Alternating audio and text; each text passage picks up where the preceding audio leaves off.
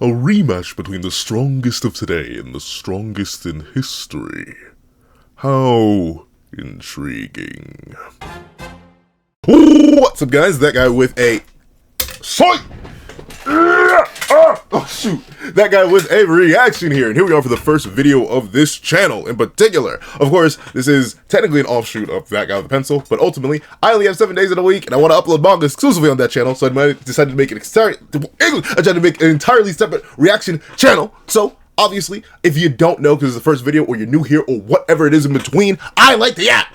I like the yap a lot. And thusly, this video is 21 minutes and 37 seconds. I can promise you, on the bottom of my left big toe, that this will be longer than 21 minutes and 37 seconds. So, of course, the link to the original video, Jaded's video, will be in the description down below. Go check out the link to his channel. I believe I saw in the comments, 6 is apparently in this video. Some betters might get hit with a hollow purple. Bada bing, bada boom. 6's video link, well, not the link is, the video link is to Jaded's channel, but obviously 6's channel will also be in the description down below. Two fantastic content creators. I've been subscribed to Jaded for a while. I've been subscribed to 6 for a long time now I think about it. So, ultimately, go check them out. They drop Peak. And obviously, we're here to absorb some Peak. If Gojo and Sukuna rematch, it would never be close. But of course, I'm not that guy with the pencil. I'm that guy with the reaction.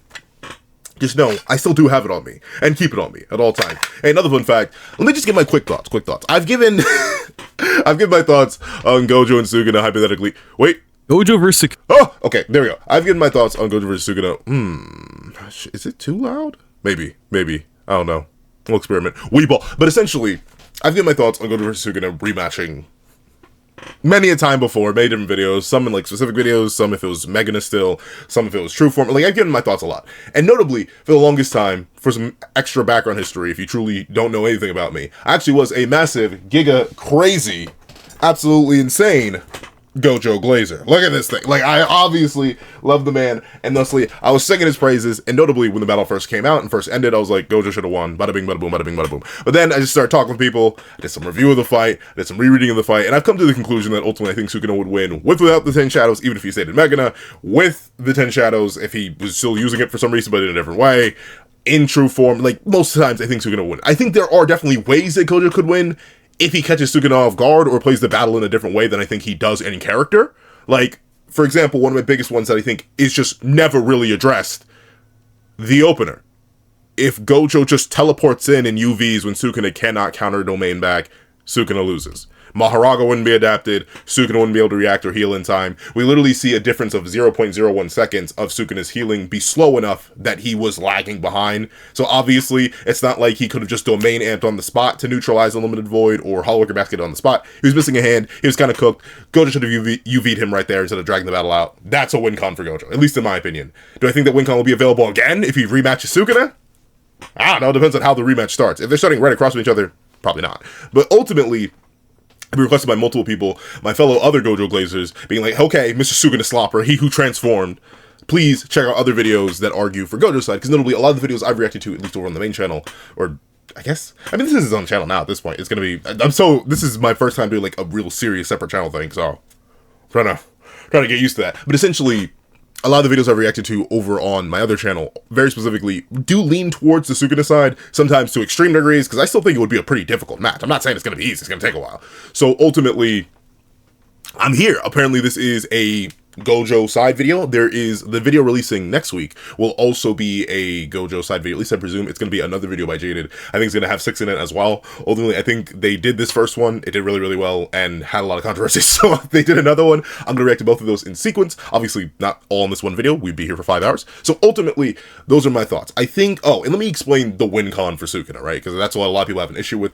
Hey, without world cutting slash, how is Sukuna going to be able to do anything? And assuming the rematch here, we're going to assume that Sukuna does, we'll do 2 win cons. If Sukuna has world cutting slash, if he doesn't. For win con number 1, if Sukuna does not have world cutting slash, the main thing he does is turn on domain amp while he's in true body, when he has better stats. Or even if he, because I've heard many arguments that true body Sukuna doesn't have better stats than Megana. I completely disagree, but let's go with it. So, true body Sukuna, same stats as Megana, domain amp all the time. Just doesn't turn it off. We know he turns it off.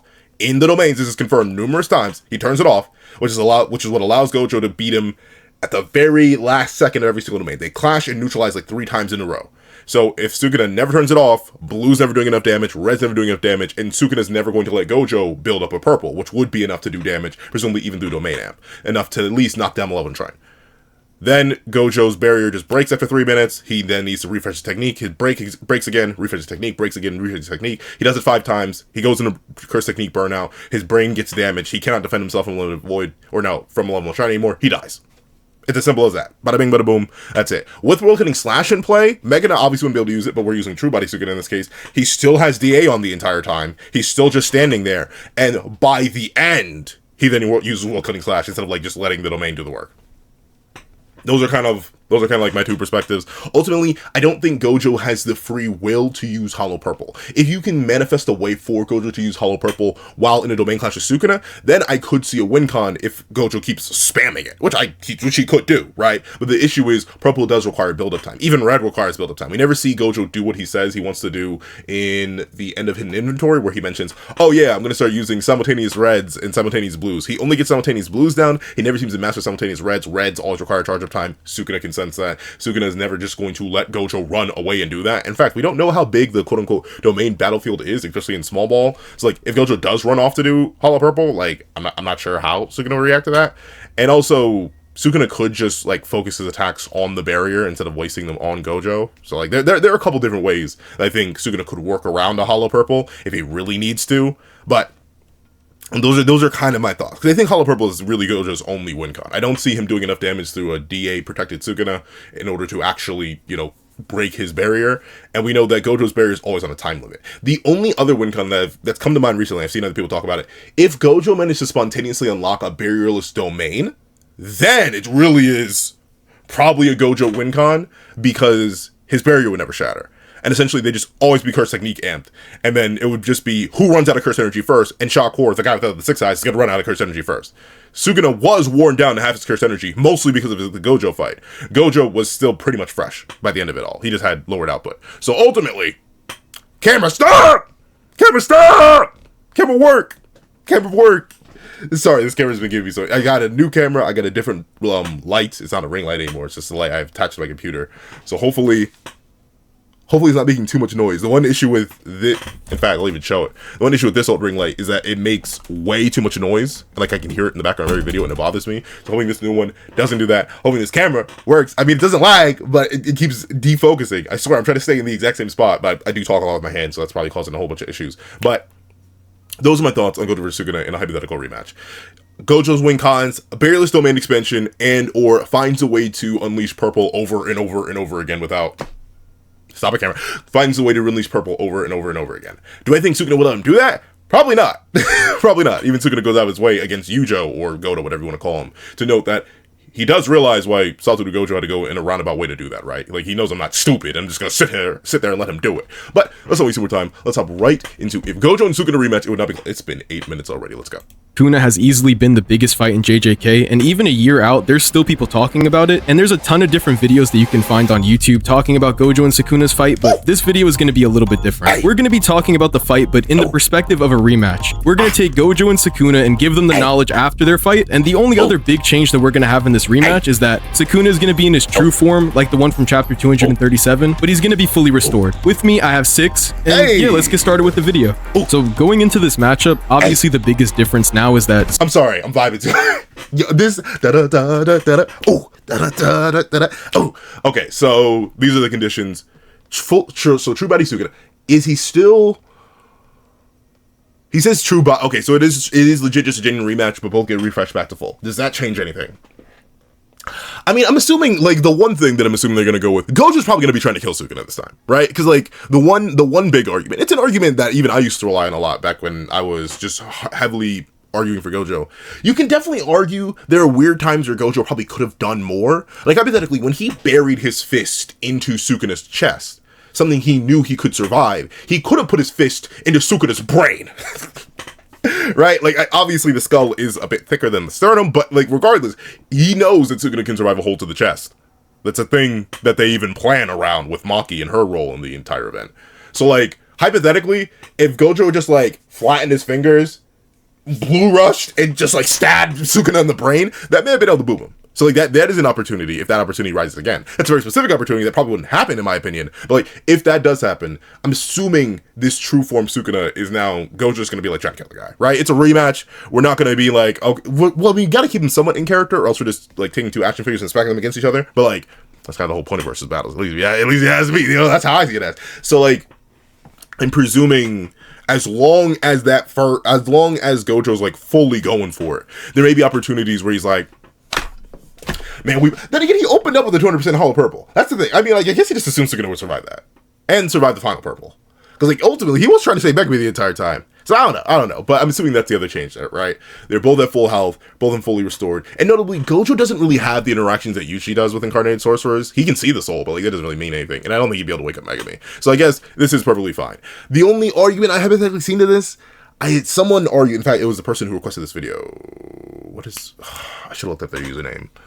For in fact, if you guys, if one feature I will do for this channel, obviously I'm gonna actually do some like bulk recording, so like at least have some videos up and ready. But if you do put a video you want me to react to in the comments, I do end up reacting to it, you will get a shout out. It's in that video. I'll say requested by bada bing bada boom. But unfortunately, I do not remember the username of the person. I remember their PFP. I do not remember the username of the person who did this. Hopefully, maybe editing me will be able to find them and give them credit at least, because they're the ones who told me to react to this one. I had this in my watch later for a while, but I just never got around to it, so I'm here doing it now. But future reference, if there's a video you want me to react to, I'll react to it, of course, and also I'll give the credit for it, for putting me on game, essentially. Because my watch later is full of videos I plan to react to, but typically I'm never given the impetus until something like now. So there's that. But yeah, but according to them, there is no difference in Megana stats and True Body Sukuna stats, because it's all Megumi's base physical form. I forget their exact argument behind it, but it never really made sense to me. I think this is something along the lines of, since Megumi's underneath, Sukuna stats don't change all too much. Maybe that's something that they're gonna go on here.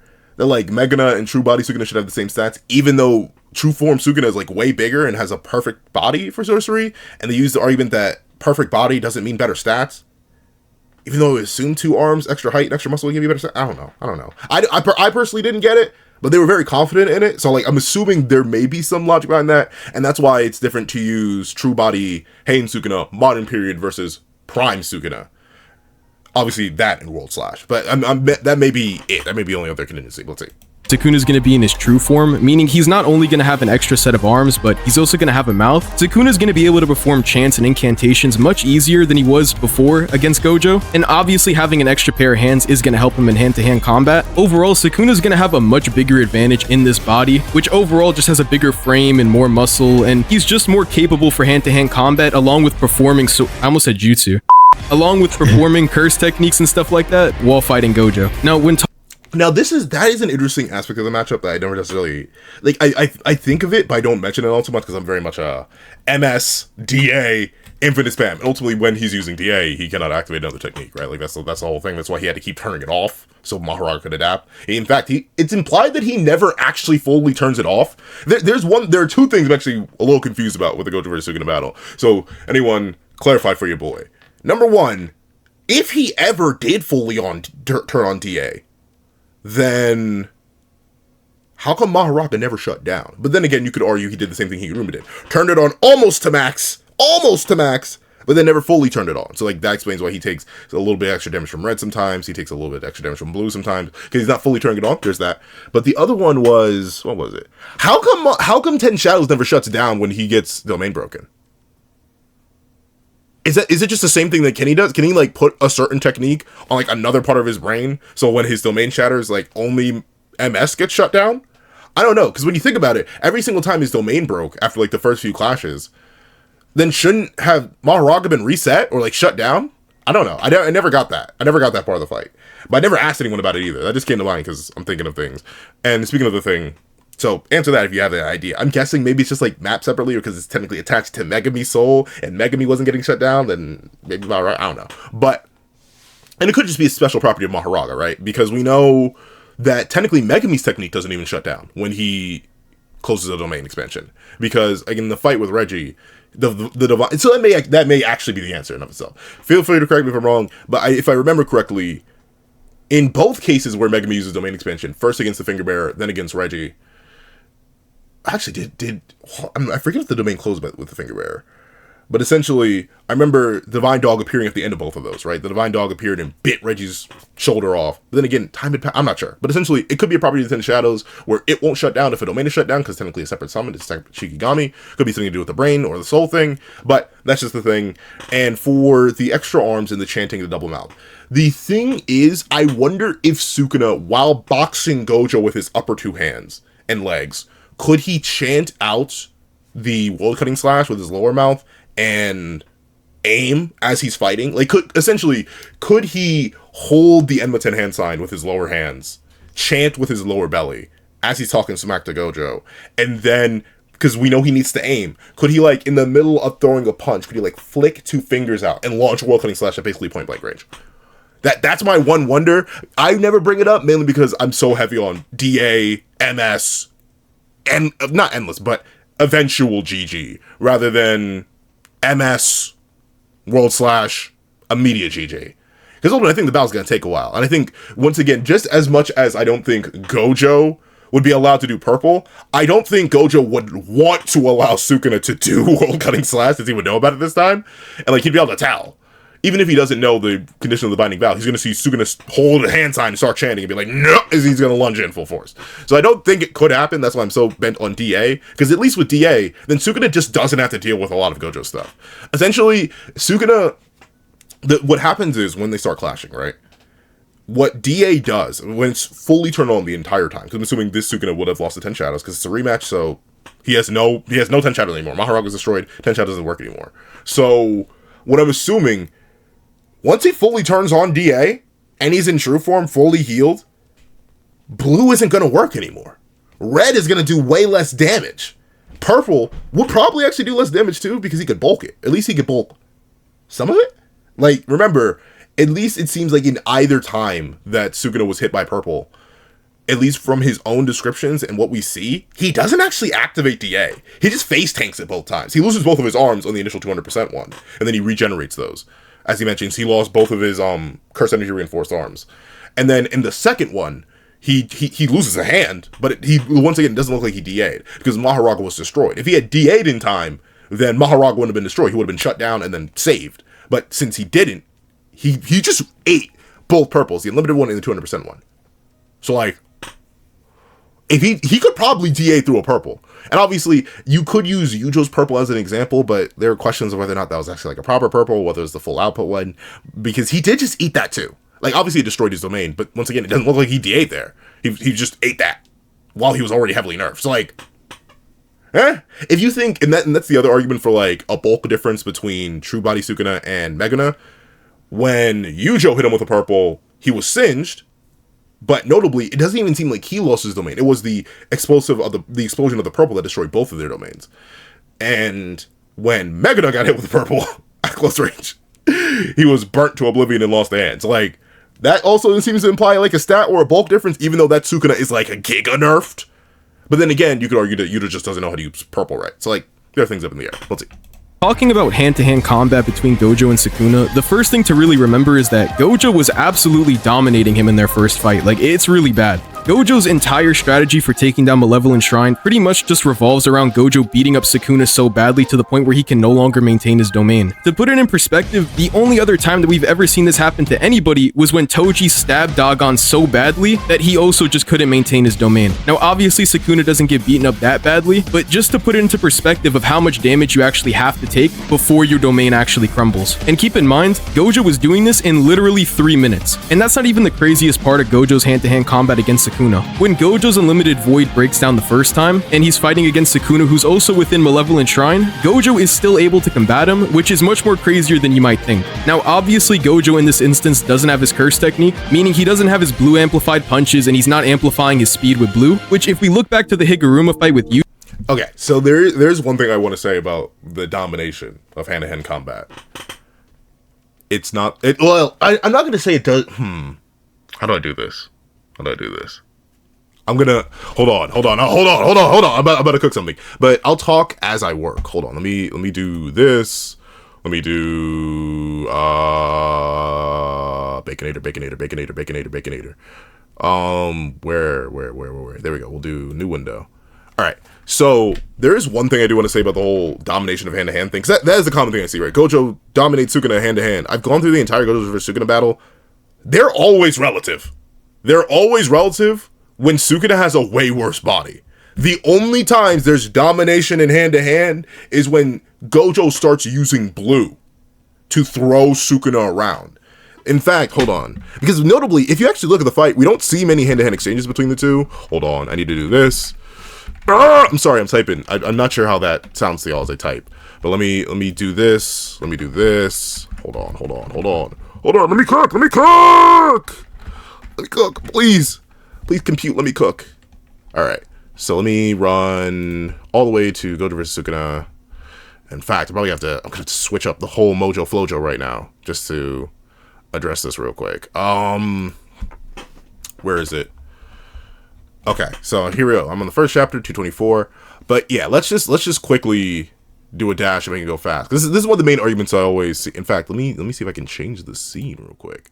I am gone. Never mind, come back. How's this gonna work? Can we make it work? We'll make it work. Yeah, we'll make it work. Yeah, we'll make it work. Hold on. Let me cook. All right. So let me do this. Look at this old man learn how to use OBS. Hey, look at the old man. Oh, shoot. No. Hold on. Sorry. This old man is still trying to figure out OBS. But essentially, if you look at a lot of their hand-to-hand exchanges, at least base to base, round start, first to first, they're actually pretty even. Like, they notably go even throughout this entire interaction. And then look what happens. Gojo uses curse technique, and that's no longer physical hand-to-hand combat. They end up going hand-to-hand. No, actually, not for the rest of the chapter. Gojo's just using his technique. Then Sukuna uses his technique. There's not much hand-to-hand here. They go hand-to-hand again. Gojo catches the punch. No domination implied here. Bada bing, bada boom, bada bing, bada boom. They clash, they neutralize. Then let me go to the next chapter. Let me see. This is building up to the domain clash. Nothing happens this chapter, right? Hand-to-hand wise. Yeah, nothing hand-to-hand wise this chapter. Let's see. Nothing. Oh, so for this exchange, there's no hand-to-hand up to this point because Gojo's recovering through Malevolent Shrine, right? One thing I do want to highlight here is that Sukuna's not actively trying to battle Gojo, right? Like, he's preventing him from leaving, but he doesn't actually go on like that serious in offense here. There are a couple reasons why you can apply this. Number one, he doesn't try to stack dismantles on top of Sukuna, on top of Gojo here, when he very easily could. He could use dismantle. Actually, maybe he can't. Maybe this Sukuna can't because he's currently using 10 shadows at the same time. But in a scenario where this happens again, he could be using dismantles on top of the cleaves that are assailing Gojo. Because remember, I've seen a little confusion. Beings in Malevolent Shrine are assailed by one or the other. It's not both. Living beings are assailed by Malevolent Shrine's cleaves. Inanimate objects are assailed by Malevolent Shrine's dismantles. I've seen some people say they're being hit with both. No, Sukuna can stack dismantles on top of the cleaves that a living being's getting hit with. But yeah, Gojo is going relative here, but I want you to look at Sukuna, right? He's not really taking it seriously. He's smiling in Gojo's face, and he's still dodging Gojo's attacks. But of course, nerf Gojo. Makes sense. Let's see. When does Gojo blitz Sukuna here? They go in another hand-to-hand exchange. Oh, in fact, is this an example of cleaves? I think it's still an example of the cleaves. Potentially, Gojo still curse techniqueless here, so that's fine. The main thing I do want to point out, the second Gojo blitzes Sukuna here, it isn't because of hand-to-hand. It's because his speed just now, he uses blue here, and then he loads up a red directly in Sukuna's face. So this also isn't hand-to-hand. Where is it? Let's go. Let's see. So we do get limited views of their clashes inside, but look at this. They're going hand for hand, even here. In fact, where Gojo lands no hits in this initial exchange, where both are full and both have their curse techniques, Gojo actually gets tapped twice here in hand-to-hand. Sukuna's going relative with him. And then he's even knocked back a bit here, because he notices Sukuna is able to amplify within the domain.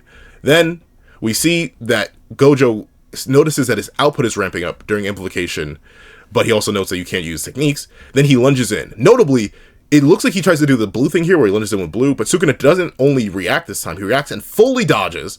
Sukuna swings, whiffs, then Gojo goes in for a side punch, right? So this looks crazy. It looks like a Gojo domination. Not really, because Sukuna immediately weaves around, goes back to back with Gojo, then alters the technique again. Once again, they're relative. Gojo tries to blitz, fails to blitz, and then Sukuna reacts to a punch and uses it to his advantage by coming in contact with Satoru Gojo. Alright, so see that? Then, that's fine, because I don't think they do anything for the rest of that chapter. Come on! Come on! I need to go! I need to get back to the actual video. I'm already here for 24 minutes. I've already logged in the original video. Please! I need to get back. Okay. And then they're clashing inside for a while. We don't actually see this clash. Because they go small ball, then they neutralize. And notably, they neutralize at the very last second, right? Because it's noted, Mullivan Shrine has collapsed. Bada bing, bada boom. So ultimately, Gojo is able to overwhelm Sukuna at the very last second when he's in a weaker physical form with 2 less arms, no ability to chant, and very specifically isn't using anything other than, his hands and the occasional application of DA, right? And we see 3 minutes, 9 seconds. Exactly 3 minutes after the barrier shrunk. So, bada bing, bada boom. They go. Gojo using his technique here. No hand-to-hand domination. He knocks Sukuna back here with a kick as Sukuna's recovering. But then wheel spins, whatever. Essentially, what I'm trying to do as I go through this entire battle with y'all real quick is show that there is no real hand-to-hand domination. Here's Gojo going in. Sukuna blocks all the punches. He does get knocked back, but we already saw that Sukuna can do the same thing to Gojo a few chapters back. He knocked back Gojo when using DA. He's clearly not using DA here, as we see Blue work on him, because after this first punch interaction, Gojo tries to blitz bind him with Blue, and then uses Blue on him again to throw Sukuna around. None of this is hand-to-hand, y'all. None of this is hand-to-hand. He then uses Blue to pull Sukuna, once again showing he's not using DA here. Which would remember, if Sukuna's using DA, none of this stuff can happen. Then he pulls Gojo and Sukuna into a punch, and then you can see he's loading up the fingers here to blast Sukuna point blank in the face with a red. Alright? Once again, no hand-to-hand use, all curse technique application, bada bing, bada boom. But notably, once again, same time again, both of their barriers shattered. So this is Sukuna not using DA. If Sukuna did use DA in this very interaction, his barrier would not have broken here. And this is when he is in a weaker physical form, no body. Sukuna gets knocked back. There is no delay here, bada bing, bada boom. Then Sukuna struggles to heal himself in time. Then he gets hit by Limited Void. Then the chest shrinks in. This is the win con I mentioned earlier, where hypothetically Gojo could have buried his fist and or his finger straight into Sukuna's brain. That could have killed him. But then, of course, Mahoraga pops out. Bada bing, bada boom. And then, are there any other, major hand-to-hand exchanges throughout the entire battle? I'm trying to remember off the top of my dome piece. I don't think so, because a lot of it is Gojo using his curse technique. I think from this point on, yeah, because they don't fight at all in this chapter. Then, let's see. Yeah, so, once again, Sukuna clearly cannot use DA here to solve any of these impacts or anything like that. He's literally just has to interact with Gojo. And whenever he does use DA, they go back to neutral, right? Gojo's clearly using his technique here. He's flying, he's grabbing Sukuna, dragging him through the building. Sukuna is taking all this so Mahoraga can adapt. He uses a technique here. Sukuna's reacting. Look at this. Gojo goes in for a stomp. Sukuna reacts, flips, activates DA. Gojo does react in time to dodge, but then Gojo, using his curse technique to try and blitz, he gets immediately red, weaved, and then caught by Sukuna. So once again, showing more relativity between the two when Sukuna has a weaker physical form. Wheel spins, he's taking all this. They interact, they neutralize, bada bing, bada boom. I think we've covered all their major hand-to-hand interactions at this point. Essentially, I'm just trying to run through and show you that there is no domination, right? I've seen a lot of people, and notably, even I've seen some Suga fans, relent to the idea, oh yeah, Gojo dominated Sukuna in hand. It's not real.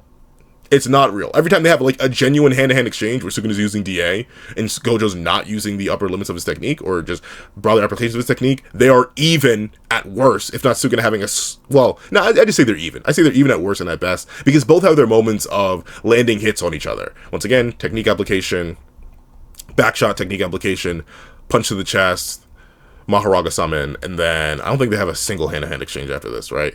Because it's in the traditional jump sets, right, where Sukuna's using 10 shadows, Mahoraga, they are fighting. So yeah, okay, all that to show, bada bing, bada boom, not the craziest thing out there.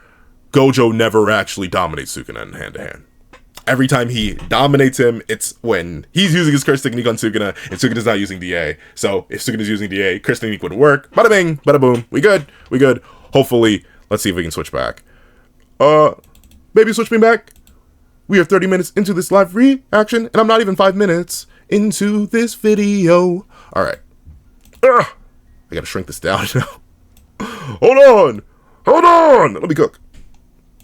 Hold on! Okay, there we go. Hold on. I'm cooking. Oh, wait, no. Am I cooking? Yeah, I'm cooking. All right. We good? Hold on. Let me just make sure this thing fully fills the screen, because I made that mistake before. I don't want to make it too... I don't want to overflow from the screen, though. I just need you to fit the ratio. Yeah, buddy. Oh, yeah. All right. I'm going to let the video run for a little bit because, like I said, I'm 30 minutes in and I'm only 2 minutes into the video itself. But let's see. Yeah. We learned that when sorcerers fight without their curse technique, they also lose that intuition that comes with using your curse technique for all those years to kind of build that muscle memory for combat, because obviously something like Blue in Gojo's arsenal is just literally ingrained into his fighting style, and it's something that he should be doing all the time. It would kind of be similar to if you were playing a fighting game and you kind of switched off your main, so even though you know the basic mechanics of the game and you know how it works, you don't really know the moves and you lose out on a big part of your arsenal, which just changes up everything completely. So not only is Gojo slower because he's not amplifying his speed with Blue, and he's also not punching as hard because he's not amplifying his strikes with Blue, even at the fundamental level, it just seems to be a mechanic within the series that when you're fighting without your curse technique, you do just become worse overall. And this is true. You could the only thing I would argue is that it probably doesn't apply as much to Gojo and Sukuna in particular. Mainly because, one, we've seen Gojo fight without his curse technique before. Like, he's literally turned it off and fought just fine. But also, you know, he's Satoru Gojo. Notably, every single time that's reference for other sorcerers, that's other sorcerers not named Satoru Gojo. Like, Higuruma mentions random, nameless, featless sorcerers struggle to fight without their curse technique. Gojo, though, I'd say he's probably more than a random, nameless, featless sorcerer. But once again, I'll chalk that up in the same way that I chalk up Mei's statement about, like, there being cursed energy caps, like cursed energy reinforcement caps. And even though it's coming from a character who's not Gojo or Sukuna, I'm going to assume that even applies to Gojo and Sukuna, right? Because I've seen some people say, Gojo and Sukuna don't have cursed energy stat caps or reinforcement stat caps. And I was like, ah! Just as Gege communicated that through Mei, I'm assuming communicating that through Higuruma means that even Gojo and Sukuna would struggle fighting with other techniques. Then, by proxy, you can make the same argument for Sukuna whenever he uses DA, but... Nah. keep in mind throughout all that, Gojo is still managing to combat against Sukuna. The question is his forearms gonna make up the difference? Because Sukuna is definitely on the low end of their relativity, but if we give Sukuna an extra set of arms and... I already showed you why I disagree with that. I don't think they're in low end of relativity. There are multiple times where both are reacting to each other evenly when they're just doing hand-to-hand. And I must emphasize, over and over again, this is the big thing I try to emphasize to anyone who brings up the idea of, well, Gojo dominated. If you just look at their hand-to-hand exchanges, they are even. At worst and at best. Give them one man 2 extra arms and more muscle mass, they will no longer be even. And remember, unless Sukuna turns off DA, which he wouldn't do, since he doesn't have any other option at this point to interact with Sukuna or to interact with Gojo traditionally in terms of hand-to-hand, none of Gojo's, all the applications I showed you of his curse technique would not work. Simply, they aren't going to happen. They're not going to happen. It's simple as that. They won't happen. The throwing Sukuna around with blue would not work if DA is active. The blasting Sukuna in the face hard enough to destroy his domain would not happen if DA is active. In fact, once again, that whole setup into that wouldn't have worked if DA was active. None of that happens. We on ball? We on ball. All right, let's see. Oh! No, that's the wrong thing. I hit the wrong thing. Oh. Giving him his true form, is that going to push him to the higher end of the relativity or even above Gojo? We just don't really know. Pretty much regardless of what you think about their hand. Hold on, is my mic? Oh, yeah, okay, we're on. Here's the thing. I'll look at it from an interpretation basis, right? I look at all their hand-to-hand exchanges and be like, they're even. I don't know. It only becomes unfair when Gojo starts using his technique while Sukuna literally can't. So, I don't know. I look at it that way. But looking at it from Jaded's perspective, right? Assuming that we do give Sukuna low-end relativity, right? We're gonna go with the idea that he was being dominated in hand-to-hand. I think once again, going with the comment, because it is an idea that I've seen numerous times from numerous people, right? Let's go with the idea that Megana and True Body Sukuna have the same stats. We're gonna ignore anything about extra muscle mass, extra height, all that, and what Gojo says about body being reinforced, because the idea that this is still Megami's body just being adjusted to be 4-arm body Sukuna, right? 2 extra arms. That's it. 2 extra arms.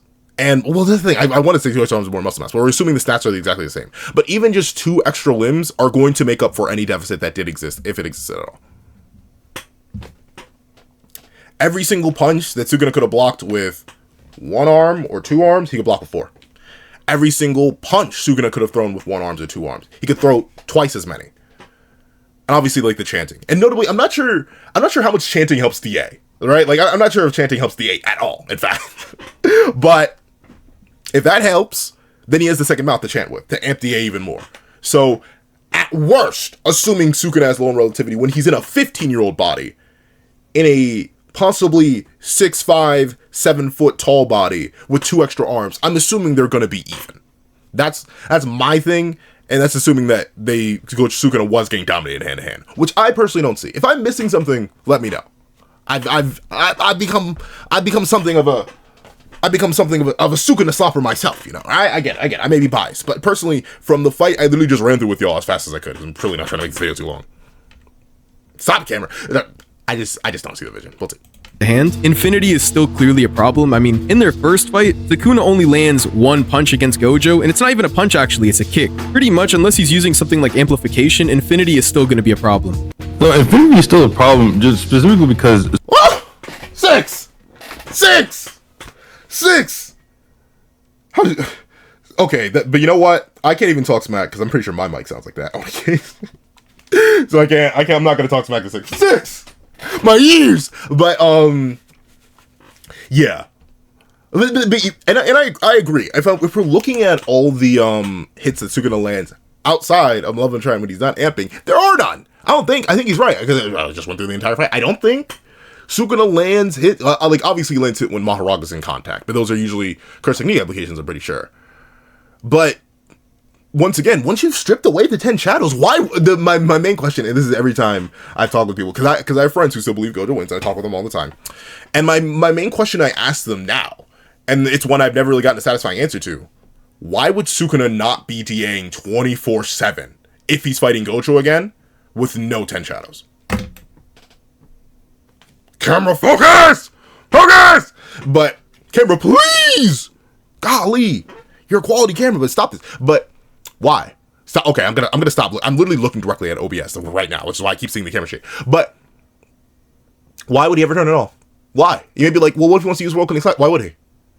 Well, I mean, obviously for Gojo. So, like, maybe Sukuna may be stupid enough to risk it. But, like, if he knows that Gojo could lead to something dangerous if he doesn't have DA on, why would he ever turn it off? He's always going to be able to interact with Gojo. That's the thing. Physically, he's always going to be able to interact because he's never turning DA off. But that's your boy, though. That's your boy. Let's see. Sukuna doesn't have Maharaga this time around. Oh, okay. Now, So you might be saying, okay, Sukuna has the world slash to use on Gojo, which is always going to be an option unless Gojo starts tearing him literally limb from limb. That sounds cool. But one thing, and this is one thing I'll admit's weird, and I bring this up all the time when I talk about the Shinjuku Showdown. It is crazy that there is not a single time outside of the purples that Gojo dismembers Sukuna. Does anyone else find that weird? Like, especially considering these two are characters who can regenerate entire arms. Like, the fact that Sukuna never gets dismembered by Gojo feels so weird, unless it's purple. He dismembers him twice, purple and purple. The start purple and the end purple. Those are the only 2 times he dismembers him. And even then, the second purple is just a hand. First purple was both arms, though. So, like it was built like that. But, like, that's the thing. I found it so weird. Yuta dismembered Gojo. I'll give Maki a pass. She has a sword that negates durability. She slices things. Fine. She can dismember Sukuna all she wants. But, really? Yuta? I mean, it was still made it. But Yuta gets to dismember Gojo, but Sukuna can't? But no, Yuta gets to dismember Sukuna, but Gojo can't? Why? Why? Like, honestly, I would have minded. And obviously, that'd be a much better argument for Gojo. If Gojo could literally just grab... Like, honestly, I could even see it, right? Gojo latches onto one of the arms. He grips tight. He then blue pushes off of Sukuna's body, tears the arm off, and starts beating Sukuna. Like, that would be metal. That would be metal. But he never does it, which is weird. So, like, but who knows? Maybe they're about to argue. But then again, Six is bringing up the idea that unless he does that, which you could argue maybe Gojo can't do because he never did against a weaker version of Sukuna. Or at least a Sukuna with less arms. But let's see. And one thing I do have to say, Six's mic isn't that bad. He's probably, like, especially the person who sometimes likes to get nice and close and buttery up with his mic. Yeah, he's probably just, like, right here. He's probably just right here without a pop filter. And, like, notably, even that doesn't necessarily sound all too good to me. I'm probably gonna, like, mess with that in editing. I already mess with something in editing. But I don't know. Let's see. 6-pack isn't too bad. Making sure he doesn't have 4 arms anymore. But the World Slash does require some amount of charge up, and even though it was made specifically to counter Gojo's Infinity, Sukuna put conditions on it because he doesn't expect to fight Gojo 2 different times, which is like a big deal in this rematch. When it comes to hand-to-hand and them fighting, obviously Sukuna's gonna have to use 2 hands to defend against Gojo. I mean, we saw that in their fight constantly. He can't just block Gojo with 1 hand, similar to what he was doing to Yuji and Maki whenever they were. Well, it depends. In this case, he's blocking with 2 hands, but remember the interaction I just showed you where Gojo does like the whole ring of blues thing, and then Sukuna weaves, or well, I think it's an after image that tries to punch him first, so Sukuna doesn't react. But then he like catches Gojo trying to blue punch him from behind. It's like, that's an interaction of him blocking with 1 hand. I'm pretty sure I could probably find another, but I'm not going to go back that entire fight. Once again, I'm already 40 minutes in. Let's keep going. Fighting 16-figure Sukuna. Sukuna's constantly using 2 hands to block Gojo, and then if he's inside of Gojo's domain where Gojo has Infinity up and he has to use 2 hands in order to launch off the World Slashes, there's multiple things Gojo could do to counter within that time frame, considering Gojo doesn't have to always use chants and hand signs. One specific thing that Gojo can do that we know he can do now that he was hesitant to do before is his unlimited hollow purples. Unlimited hollow, Gojo was hesitant to use before, not only because I don't think he was fully aware of how to implement it, and more so got it after he got awakened due to his black flashes, but he was unsure if it was going to, completely fry him or not. But he finds out after he launches it, hey, I actually don't take that much damage from this, probably because it's his own cursed energy that's clashing with his own cursed energy again, that's reinforcing his own body. So Sukuna seemed to just take way more damage from the unlimited hollow purple. If something like that happens, even if they're in a domain clash, Sukuna's domain is obviously going to go down, and now Gojo knows his limit for how many times he can reset his burnt out curse technique. That doesn't mean he'll never do it again. It just means he should use these resets more cautiously. And if he... Now, okay, so I have one thing I do want to say, and this is probably what it, and I'm already guessing what was addressed in the next video, but one thing I do want to say, purple still, I mentioned this earlier, right? Purple's not an immediate thing either. Even unlimited hollow, it needs to be fired in a roundabout way, right? Like, Sukuna's going to be able to tell, hey, that's a blue. Hey, that's a red. Hey, especially in a rematch, he's going to know what Gojo's going to be doing. So, like, he's going to be consistently keeping the pressure on Gojo and not letting Gojo do that. Unless you argue that while they're in the middle of domain clashing, Gojo just, like, flies up. But even then, Sukuna would just, like it's so stupid. But, like, Sukuna literally could just, like, he could run up into the sky and chase Gojo. And notably, if Gojo runs away, then Sukuna could literally... He could deactivate. There are two ways that Sukuna could deal with unlimited hollow, at least in my brain. 2 ways that he could deal with it. He could either, 1, just stay in Gojo's face the entire time, right? Like, just never let him go. Ultimately, unless Gojo starts to act a bit out of character and starts running away to set up Hollow Purple, which, he may do. He's trying to win. He knows he lost the first match, so he's going to try and get everything in this one, right? We're gonna do it. If he tries to run away, Sukuna's going to chase him. And while Gojo's fast, I don't think he's escaping Sukuna. So, like, he's just going to run after him and just try and make him not do that. And worst comes to worst, if Gojo does run away, that's a free World Slash, right? Ultimately, either of them charging their ults isn't likely. In fact, it's probably more... It's funny, because I think either them launching and or charging their ults is unlikely, but both have technical pathways to it. The way that Sukuna could easily path to it is fighting Gojo with 2 arms, right? Like they said, he fights Gojo with 2 arms, but then he just holds the Enmatan hand sign with the lower arms and chants whatever the chant is, like Scale of the Dragon, Recoil, Twin Paired Falling Stars.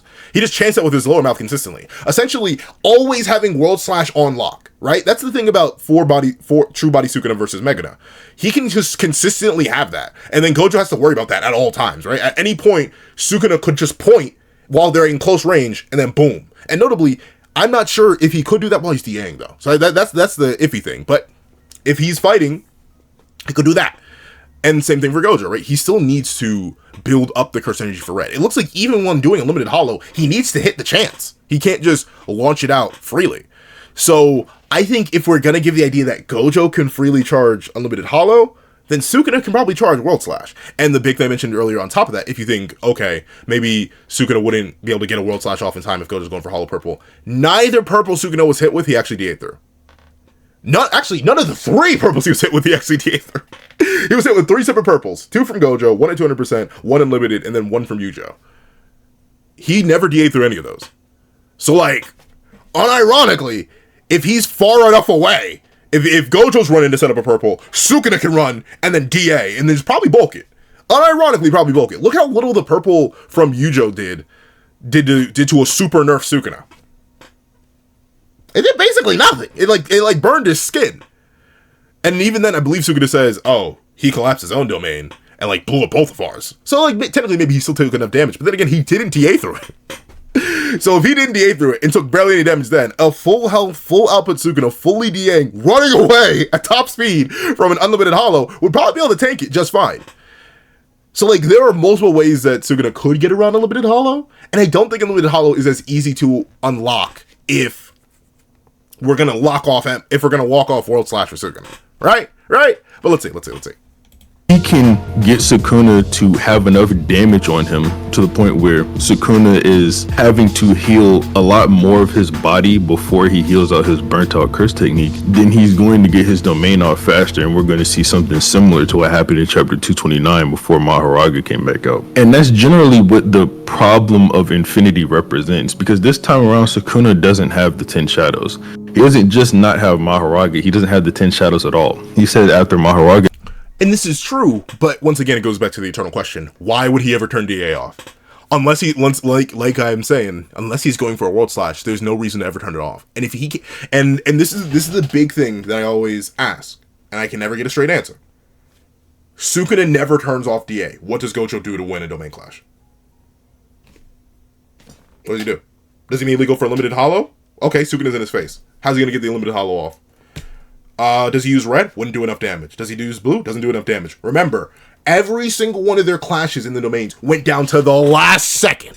The last second. There's never a time where Gojo broke Sukuna's domain and there was like 30 seconds of leeway. No, they went down to the last second every single time. Even the last one was to the very last second. And that's when Sukuna is confirmed to not be using DA the entire time. Meaning he took way more damage than he needed to. Also, Mahoraga could adapt to UV. So, if he never turns it off, how you mean to tell me that he's Sukuna with 2 extra arms, an extra mount to chant with to probably buff DA, and never turning DA off can't last 1 more second? Just one more second. Really? One, he can't last 1 more second against Gojo? And then Gojo's domain shatters, and then he's in curse technique burnout, and then they refresh all over again. Like that's the main thing. The only way ways that Gojo wins a domain clash is 1, if he gets a barrierless domain, which I just don't think would happen because it didn't happen in the main series, and or he doesn't domain clash. He has to leave. He genuinely has to leave and start just launching unlimited hollows from far away. He needs to teleport up into the sky, have Sukuna come and chase him. But then again, I feel like that's a big issue with arguing like Gojo win cons that aren't barrierless domain expansion acquisition, right? It just doesn't seem like something Gojo would do. Like, running away and spamming unlimited hollows, which is something he very easily could do, is something that, like, I would do if I was Gojo and I really wanted that win. And I didn't care about Megami. Like, that's something I would do.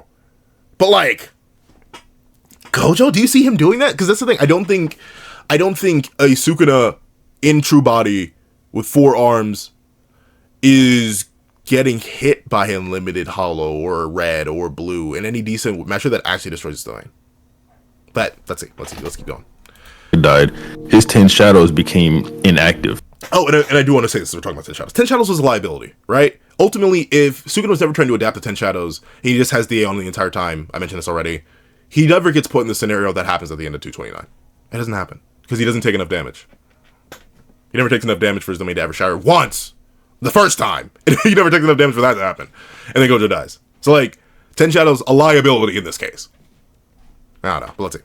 He can no longer use them. That's how he concludes that Megami is the one that used it inside of Yuji's domain. So Infinity is still an issue, and it puts Gojo, once again, I mean, just like in every other fight, at a massive advantage, especially inside the domain clash, where Sukuna's really only way out of that is hitting Gojo with the World Slash. Because if he keeps domain amplification up, obviously he's not going to be able to use his curse technique at all, even though it will be mitigating some of the damage Gojo does to him. And if he decides to use the World Slash, it's even worse because Gojo can now use unlimited hollows. He can also drag Sukuna around, things like that. But, okay. Here's one thing I think they aren't acknowledging that I think is important to acknowledge. The one on a timer to do damage to win this fight is not Sukuna.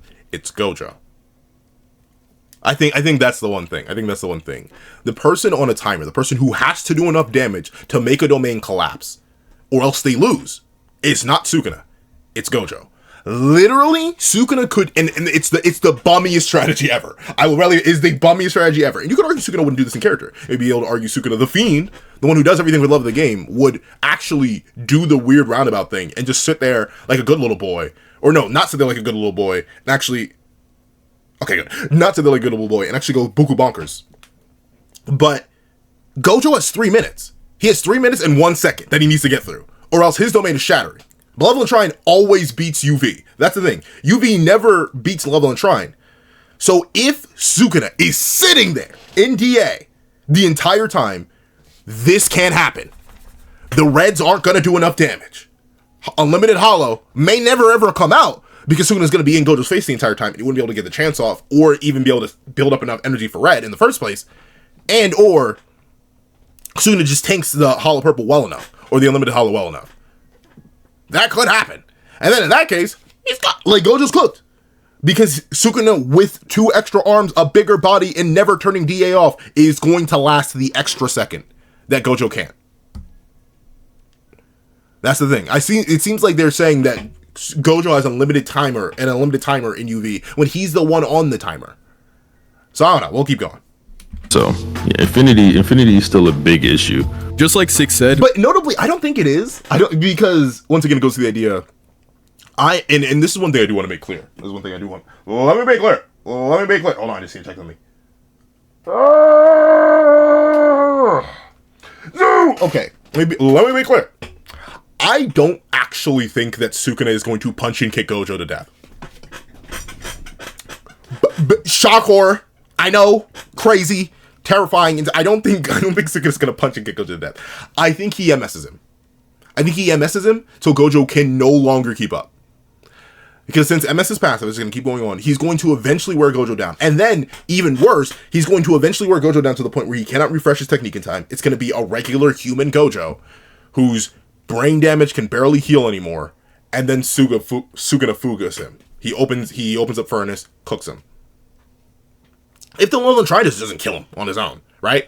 Because Gojo would run out of energy and be diced to bits, right? That's literally what Sukuna says. In chapter, whatever it was, chapter 220, 230? Like, that scenario is literally what happens. That's how I think Sukuna wins. I don't think he wins punching, kicking to Gojo to death. It wouldn't work. But with Malevolent Shrine, with Sukuna not being on the timer, with Gojo being on the timer, and Sukuna be able to last the extra second, the singular second that he needs to last in order for Gojo's domain to shatter. And then while Gojo's refreshing his technique, whatever little damage Sukuna took through DA, he'd be able to heal off immediately. He's good. Relative.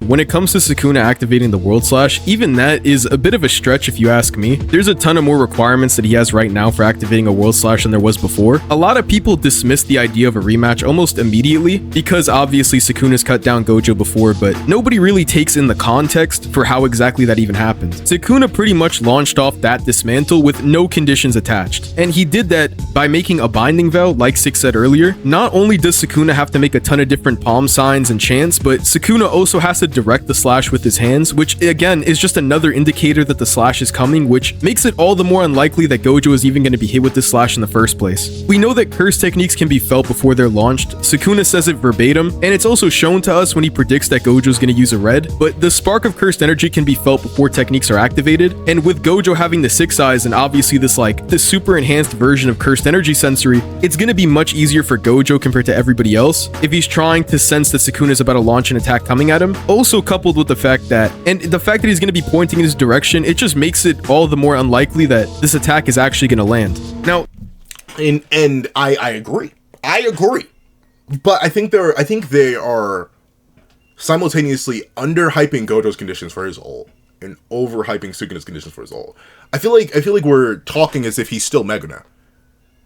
The conditions for World Slash suck for anyone not named True Body Sukuna.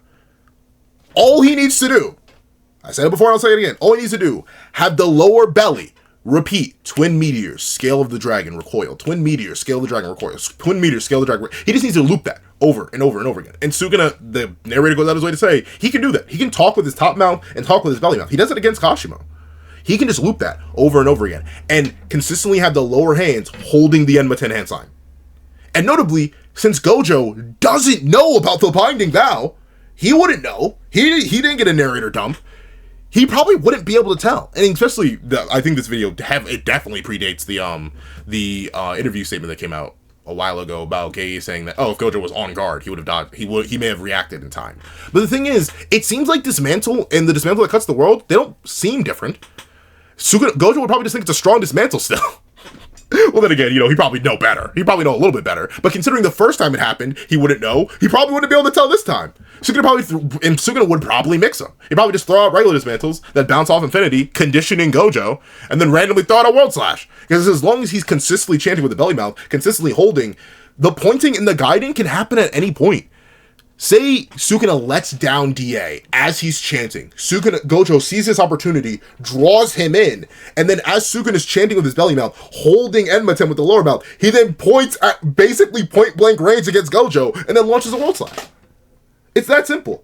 Because Sukuna can consistently build to his ult. And while fighting Gojo at the same time. The only time that Gojo can build to his ult is when he's not interacting with Sukuna. He has to be in the sky or far away, and then setting up a blue, and then building up a red. Both of which Sukuna consents, and both of which Sukuna wouldn't let happen because he knows what's coming. Just as Gojo would now know that World Slash exists, kind of, sort of. He wouldn't know its conditions or anything like that. But now that he knows that exists, he's going to be on edge for that. And Sukuna, as we saw against Yujo, was on edge for purple. So, I don't think either of those two, considering they will probably still be domain clashing, are going to let their ults pop off. And then it goes down to the 3-minute timer again, and then Sukuna wins. It all goes back to that timer, unless you think Gojo is running away. If you think Gojo's running away and setting up purples, then he could possibly win, because Sukuna, he could, the thing is, one aspect I will readily give, and one thing that I do kind of critique Gojo for, this video's going on way too long, the one thing I could critique Gojo for, he does not use teleportation enough. He should have either been teleporting to set up a red, teleporting to set up a blue. He should have been doing that ad infinitum. So if we're going to stick a controller of Gojo's butt and play him as optimally as possible, then yeah, he's never in Sukuna's close range. He's never clashing with them. He's just constantly setting up reds and blues and just unlimited hollow, unlimited hollow, unlimited hollow, unlimited hollow, over and over and over and over and over and over and over again, and consistently teleporting enough that Sukuna couldn't keep up. But he never does that. Never. Never, ever, ever. So I feel like it'd be weird to do that, but it seems like that's the route they're going down, at least from what I'm understanding. But then again, they are saying they're still domain clashing, right? So I don't get how Gojo has enough time to do unlimited hollow, but Sukuna doesn't have enough time to pull off a World Slash, when Sukuna could consistently build into a World Slash, where Gojo needs to risk building to an unlimited hollow, which Sukuna wouldn't let happen. I don't know, but we'll see. Some people might argue that because the slash already landed, then this point is kind of redundant. If you think about it in Gojo's perspective, there are a ton of different reasons for why he wouldn't really be worried in this instance about Sukuna doing something like that, and why he's possibly off guard. Now, the first and obvious one is that Sukuna is pretty much crippled. He has one leg, one arm, he's burnt to charred from purple, he doesn't have Maharaga, his RCT is almost burnt out, and over. That's actually very. So they essentially called what Gege confirmed months in advance. Good on Jaded and 6 there, because that's literally what Gege said. Oh, he thought Gojo was convinced that Sukuna didn't have a way to bypass Infinity now that Maharaga was gone. That's why he wasn't ready for World Slash. So that's fantastic work by Jaded and 6. They essentially called it, and a lot of people called it, but still, to have it in video form months before the interview came out. So smart. Overall, Gojo pretty much has won the fight. Not only are we told this in the editor's statement, but Usakabe says it, Gojo has his RCT restored and stuff like that. In Gojo's position, you would never expect something like this from Sukuna. It's also fair to account that it's a dismantle by Sukuna that targets space instead of an actual object, and all dismantles up until this point, besides the ones casted from Malevolent Shrine obviously, they all are directed by Sukuna pointing at his target. So up until this point, Gojo has no idea that Sukuna can even make a binding vow like this in the first place. It is a little bit different, but Kashimo just does dodge a World Slash, but to be fair, Sukuna did tell him outright, dodge this. He kinda has more of a verbal indicator for the World Slash coming at him, so it is a little bit different. But then again, if people like Kashimo can dodge the World Slash with some form of indication, then I think Gojo definitely can. You also have to keep in mind that when it comes to Gojo's ability to sense cursed energy, Gojo with his 6 eyes can see cursed energy so thoroughly that if he doesn't wear a blindfold, he literally gets overwhelmed by the amount of information that he can see just by cursed energy. So when it comes to how the fight's gonna play out, I think we made it pretty clear that Sukuna's only option is probably gonna be casting Malevolent Shrine, and in all honesty, I think both of them have pretty fair reasons for starting off with the domain expansion. Like Six said before, obviously Gojo knows that he can use his domain and recover his burnt out curse technique about 5 times. It took him about 3 times to fry Sukuna last time with Unlimited Void. It only really makes sense for Gojo to start out with his domain expansion, and then just assuming that Sukuna... Okay, but see, this unironically, I think it's the opposite. I think it's the opposite. For the idea of Sukuna, Gojo seeing the World Slash, or kind of went over the idea, he doesn't know about the Binding Vow. He doesn't know the difference between a World Slash and a regular Slash, and Sukuna wouldn't verbally warn him. He would just see Sukuna chanting and pointing at him, and that's just a universal indicator for buffing a technique. I'm not gonna say Gojo's stupid enough to fall for the Okudo twice, but like, the first instance of what he was hit with World Slash, what he would remember and then take into this rematch, and then what World Slash actually is now, 2 completely different things. Like, we have no idea if it actually does take more cursed energy. We have no idea how much of a buildup it is. It's not purple.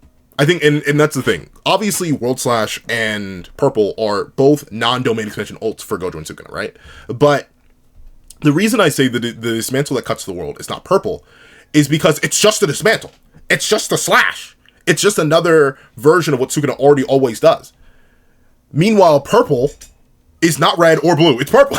Like, it's a completely different color. It's notable. It does all this extra stuff. And notably, Gojo wouldn't be chanting Paramita, Twin Crows, all that. He wouldn't be chanting that unless he's doing purple. Meanwhile, even regular dismantles will just get amped by him saying Twin Meteors, Recoil, Scale of the Dragon. So, like, Gojo wouldn't be able to tell what's happening, I don't think. If he wasn't able to read this, if the spark of cursed energy when Sukuna fired off the motionless one wasn't there, then I don't think the spark of cursed energy would inform Gojo anything different on this rematch, right? Like, that'd be weird to assume that. So, like, I could see outside of domain Sukuna getting in a sneaky slash here or there. Would he kill Gojo this time? Probably not. He'd probably be a bit more paranoid on every single slash and dodge them anyway, if you think he can perceive them, which he probably would. You know, he's gonna be, like they said, he's gonna be pointed at. But funnily enough, I think Gojo's worst option is to go back into domain clashes. His best option is unlimited hollow, limited hollow, limited hollow, limited hollow, limited. Like legit, going back into a domain clash, why? Why would he put himself in an enclosed space with Sukuna and put himself back on the timer? Why would he do that? Why would he not take advantage of the fact that he can go literally anywhere on the planet with the clap of his hands? His best option is to stick out of domain, stay as far away from that thing as possible, and then go buku bonkers from there. Because if he goes back in, he puts himself on a 3-minute timer. A 3-minute timer that he will lose because Sukuna will not turn off DA because he doesn't have 10 shadows anymore. Meanwhile, Sukuna's only objective would be get Gojo a DA. Because while he may try to hit a World Slash, I feel like he'd miss a couple and be like, alright, this ain't worth it. And just try and domain expansion on him again. Right? So, like, I don't know. Actually, I view it backwards. Let's see. Is not also casting Malevolent Shrine reactionary to Gojo's Unlimited Void, their best strategies for both of them are gonna be casting their domain expansions, which is also ironic because it's pretty much exactly like how Yuta fights Sukuna in Gojo's body. It's pretty much exactly the same thing, like they both start out with their domain expansions. That's what I was gonna bring up. Whenever Yuta actually comes back to fight Sukuna in Gojo's body, the first thing he does is expand his domain, and Sukuna obviously responds with Malevolent Shrine. Because the only thing that can really keep up with the domain, and especially one as powerful as Unlimited Void, is another domain expansion in response. So whoever decides to open their domain first, it doesn't really matter. We just know that it's going to get to that point, and whenever it does get to that point, the other person is going to have to respond with their domain. But the thing about, and it's a thing I always had with the Shinjuku Showdown, because Sukuna's domain is open, Gojo never had to stay there. Like obviously, and it's the in-character thing again, right? And I'm assuming in this rematch we're halfway in character, halfway shoving a controller up somebody's butt, right? Like it's versus battles, right? Ultimately, if it's not in the manga, if it's not in the mangi or whatever source material you're referencing, then you're gonna have to just yell "we ball" as loudly as possible and then try and guess from there. So like, since Sukuna's domain is open, clashing with him is the worst thing any sorcerer could do. Specifically, a sorcerer named Sansuru Gojo, who has numerous ranged options. And since Mahoraga is gone, there's literally no reason to ever clash with Sukuna. There's never a reason to, because he could just spam purples, spam unlimited hot. He could literally go up into the heavens and just launch them over and over and over and over. And sure, Sukuna's gonna dodge a whole bunch of them. Well, one's gonna land eventually. Gojo can't run out of cursed energy. Keep spamming red and blues over and over and over again. Sukuna's gonna have to keep dodging. He's gonna have to try and chase Gojo down. He's gonna have to try and launch a wall. He's gonna have to do something. Essentially, going into a domain clash scenario is just putting Gojo back on the timer and putting him in Sukuna's range and territory. Worst thing he could do when Sukuna's domain is open. He doesn't have to engage with that. No point in. Run! But of course, running isn't something that Gojo would do in character. So he would domain clash, like they say. It's like, I don't know. That's the thing. The ways I see Gojo winning, either you give him something he just doesn't have, aka barrierless domain expansion, or you take him wildly out of character. So, like, it's there, but let's see. It all comes down to what you think actually happens when their domains actually clash. Gojo's domain can withstand Sukuna's malevolent shrine for 3 minutes of outside, like, hurting the barrier. Gojo, within those 3 minutes, has to beat Sukuna to the point where his domain cannot be maintained. Now, most people would say, since Sukuna's in a more durable body in his hand or form, which I don't too much agree with, but it doesn't matter. But here's the thing I don't get about not agreeing with it, right? By saying you don't agree, that means you think that the 15-year-old is he 15? Is he 15 or 16? I think he actually may be 16. I think by the time of the Shinjuku Showdown, maybe 16. That means you think a 16-year-old is as physically strong as however old do you think Sukuna is. Sukuna, at least to me, reads either in his like late 20s, like early 30s, maybe mid 30s at most. Like, he seems like he's in the prime of his life when he's in his hand body. So like, you think they have the exact same base physical stats? Like, it'd be one thing if the series only mentioned it once, but like with Miguel's reintroduction, Gojo brings up the idea that, oh, the stronger your physical base, the stronger your curse energy gets reinforced. The better your reinforcement is. Yuta brings it up all the way back when talking with Yuji. Hey, you're physically strong, I'm physically weak. I have an insane amount of curse energy to reinforce my physical weakness. You don't have that much curse energy, but you have a high physical base. That's why we're able to go at least somewhat relative. Mei brings it up, the idea of cursed energy stat caps being reliant on what your base physical body can do. Like, it's brought up 3 separate times by the series. Gege tells us 3 separate times your base physical form matters.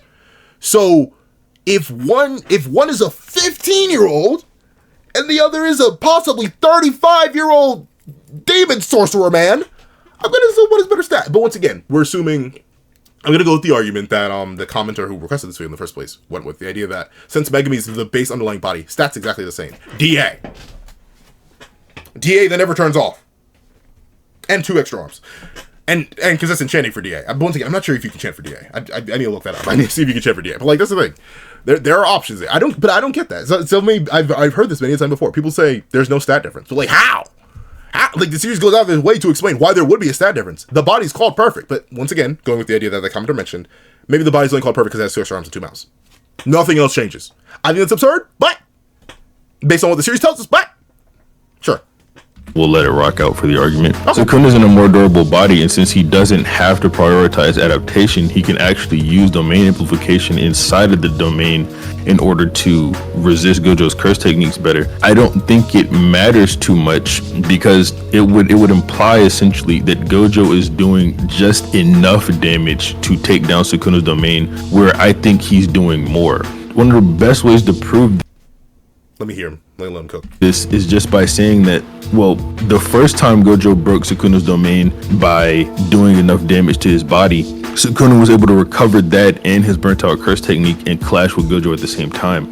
The second or third time Gojo did it, Gojo did enough damage where Sukuna had to spend more time healing his body before he healed out his burnt out curse technique, and because of that, he was late and his domain ended up collapsing at 2 minutes and 40 seconds. So we know that Gojo is doing more than enough damage necessary in order to collapse Sukuna's domain, and now he's got an even better tool to do it through Unlimited Hollow Purple, even if that shatters his own barrier as well, because Unlimited Hollow Purple is just way stronger than a red could ever hope to be. You saw what I'm gonna let it keep cooking. red did to Sukuna whenever it hit Sukuna in the back, right? Or whenever red hit Sukuna's face. And then the Unlimited Hollow Purple, even though Gojo's not at 100%, just like Sukuna's not at 100%, it does way more damage, puts Sukuna on his last legs, takes off limbs and all of that. So Gojo's just got a lot better win cons now this time around than he did the first time, where he essentially, where he had to take Sukuna's domain down and he had limited, or I guess just worse tools in general to do it. And no, we're so long as this video. Let me just link. Sukuna this time around, although he's got a better tool for targeting Infinity and beating Infinity, the limitations he put on that tool due to not expecting a rematch make it almost irrelevant in the fight. I don't know what. Okay, so yeah, let's go into it step by step. What do you mean DA doesn't matter? Wait, like in fact, let me go back and make sure. I'm scared because I'm gonna get an ad. I've already had to slap. There are gonna be some random cuts in the video because I had to cut out 3 ads. But let me go back. Let me see. Does he really say DA wouldn't make a difference? In order to resist Gojo's curse techniques better, I don't think it matters too much, because it would imply essentially that Gojo is doing just enough damage to take down Sukuna's domain, where I think he's doing more. I disagree. I disagree. And here's the thing. He does bring up a good point with the final one, right? The idea that it took Sukuna more time to heal his body and his curse technique. So he got caught lacking at by a difference of 0.01 seconds, right? And then it breaks, and then bada bing, bada boom. But why does that happen? Why does he need to take? Why does he take that excess time to heal? Because he wasn't softening it with DA. He was not softening it with DA. If he's softening everything with DA, nothing's doing enough damage. Like I said, half the interactions, if not more, that we see in the domain clashes don't work if DA's on. The blue dragging doesn't work. The reds don't work. The purple wouldn't even be as effective. And it's funny because they bring up Yujo earlier to talk about like, oh, they're immediately going to go domain for domain. But they don't bring up the idea that at the end of that fight, not only would a limited hollow shatter the domain, as they bring up, but which would put Gojo in curse technique burnout, for one, but they bring that up, but don't highlight the fact that Sukuna, well, heavily nerfed. Like, like, that was a Sukuna after? Or before? Was it before or after? I think it's before. I think it's before the Black Flash shit. No, is it actually? It may actually, no, it's after the Black. So this is a Sukuna after getting hit with, what, 6 or 7? 6, 7 of Yuji's, Black Flashes, all of which are nerfing him. After all that, while being three nubs in one arm and missing a heart and everything, he tanks a purple to the face. No DA. No DA. So you mean to tell me a full health Sukuna couldn't take in a limited hollow while he's softening it with DA? Really? And that's the thing. It puts both. It would put both of them in burnout. But then Sukuna will be able to recover just fine, and Gojo still needs to heal after Unlimited Hollow if he's casting it in a close space, which he would. So, like, both are put in the same scenario. Both need to recover their curse technique and heal, and then just go for another clash. But, like, I don't know. And once again, this is a case of we're making it easy for Gojo but hard for Sukuna when realistically it should be flipped. Unless, once again, you take Gojo out of character. He's not getting off purple that easily. It's not happening. And once again, they bring up the Yujo fight as an example of, look, they're going to go domain for domain. But don't bring up the fact that Sukuna in his head literally admits, don't they see why Santoro himself had to go in a roundabout way to do that? And so did Yujo. They needed a roundabout way to get purple off because Sukuna wasn't going to let them do it if they're domain clashing. That's why you take them out of the domains if you want purple to be an actual factor. But if they're in a domain clash, it's not going to happen. It's not. And once again, World Slash is much easier to access than they're making it. Especially if they've already given to the idea that Sukuna can truly fight and defend himself with just 2 arms, which they have. World Slash is always on load. Always on load. Even while domain amp is up. He could do it, wait, and then drop it at the right second, and then boom.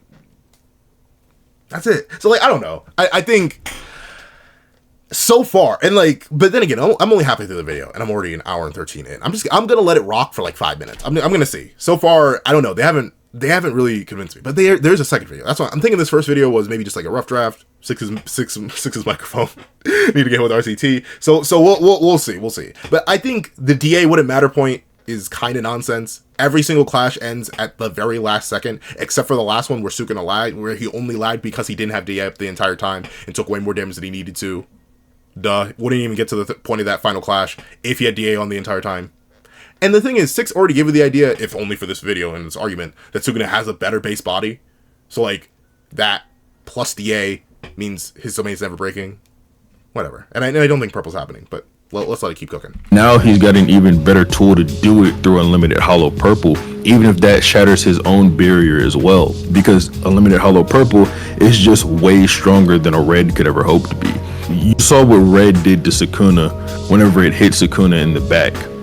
Which was unguarded with no DA. Right, or whenever red hit Sukuna's face. That actually did do damage. Once again, at least the first one we see while Sukuna's domain is active, he didn't have DA on then. He wasn't expecting it. So he ate an unguarded red to the face from a freshly refreshed Gojo. And then he did soften one with DA, and that did like skin level damage. Listen. And then the Unlimited Hollow Purple, even though Gojo's not at 100%, just like Sukuna's not at 100%, it does way more damage, puts Sukuna on his last legs, takes off limbs and all of that. So Gojo's just got a lot better win cons now this time around than he did the first time, where he essentially, where he had to take Sukuna's domain down and he had limited, or I guess just worse tools in general to do it. And Sukuna this time around, although he's got a better tool for targeting Infinity and beating Infinity, the limitations he put on that tool due to not expecting a rematch make it almost irrelevant in the fight. I don't want to say completely irrelevant. Even if he does launch a slash at Gojo, launch one of his Infinity slashes, not only is Gojo more than likely going to be wary of it this time because he got cooked by it last time, even if it does, say, hit the barrier or something, and he tries to take out Gojo's barrier that way, that isn't going to immediately collapse Unlimited Void. I mean, we saw Yuji break Mahito's domain, and the domain was still up. We saw Megami break into Dagon's domain, and the domain is still up. So just damaging or hurting the barrier doesn't immediately collapse it. It really depends how. See, I didn't even think of that, but that's also a thing Sukuna could do. But then again, I agree with Six in the sense that I don't think one single slash would do. I mean, it depends on how big it is, but I don't think one single slash would do it. But if Sukuna has the time to get off two of those slashes, it's over. The main shatters. And like, actually, maybe it would do it, because then Malevolent Shrine from the outside would still be attacking. So that's just one thing Malevolent Shrine from the outside doesn't have to attack. So then I'm assuming that would take the 3-minute timer down at least a little bit, giving Gojo even less time to do anything. So like, actually, well, I agree with Six. I don't think it would like immediately collapse the domain. I think it would help. I think so. Like, even so in this, that makes even more. So even missed world slashes in this hypothetical domain clash scenario just make it worse and easier for Gojo's domain to shatter. And if they hit Gojo, which means he needs to heal. Okay. How you think the fight goes inside the domain? Obviously, I just gave my breakdown on why I think it would more than likely go in Gojo's favor. It's really just to do with the fact that Sukuna put so many restrictions on that world slash that's really his like tool to beat Gojo, and Maharaga's not around this time. Maharaga was obviously a much more effective tool against Gojo than the world slash was, which is why even though Sukuna knew how to do the world slash as soon as Maharaga did it, he chose to keep Maharaga out, and it was even going to have him adapt to red at a specific point. Because what's the point in having the world slash and world slash only when you can have Maharaga, who has the world slash and can continue to adapt to different techniques that Gojo has? Yeah, it just makes but Maharaga is a good tool, but really, like, that's the thing. It didn't do any damage to Gojo outside of the world slash, right? I mean, the world slash is nice that Maharaga has it, but like, I'd say MS plus DA is the best tool to kill Gojo because it doesn't care about Infinity. It did like the reason I say MS plus DA is such a good combo to take down Gojo is because it turns Gojo off. It turns Gojo into a dude. It turns Gojo into a dude with 2 arms and 2 feet against a guy who's taller than him, more muscular than him, with 4 arms, 2 mouths, and 2 feet. Like, that's the thing. DA plus MS just puts Gojo on the timer. And Gojo's not beating that timer if DA is on the entire time, softening everything Gojo does. And I personally don't think that Gojo's going to be able to get off a purple at any point if Sukuna is actively fighting him. But whatever. More sense for Sukuna to keep Maharaga out in that instance, and that's why I think Maharaga was a more effective tool, and why I don't think the world slash is going. The one thing I'll give, but even then, for a true body, is Maharaga really up? Because ultimately the issue with Maharaga is that Maharaga can't tank for nothing unless he's adapted. So like, ultimately, I even like a true body Sukuna with like world slash on constant build up by like having the lower hands held and constantly chanting, essentially having world slash whenever he wants the second he turns off DA. I think that's an even better tool than Maharaga because he can actually tank. He can actually tank and heal and stuff like that. Like I don't know. I feel like I don't know. But then again, Maharaga's good. But I don't think then again, I think my ratings and opinions of Maharaga have fallen the more and more I learn about him.